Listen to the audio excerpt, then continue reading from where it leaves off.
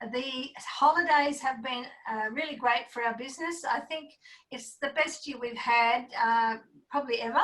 Yes, this has been the best 6 months that we've had compared to any 12-month period in the last 14 years. Yeah, it's been really great. We're just excited about these holidays and we can't wait to continue with them. We have had a lot more leads than we've ever had before. In the last quarter, we've probably had 1,600 leads, and it's just amazing. Our problem now is trying to keep up with it. We don't really get asked for discounts anymore. Well, now and then, but not a lot. When we tell them we've got the holiday as a bonus, their eyes sort of wide open. When they see the website, they go, wow, this is great. We can't wait to have a holiday.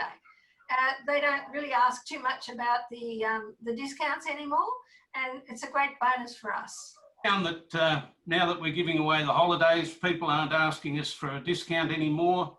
They see that as a huge benefit, and it's just made the sales so much easier.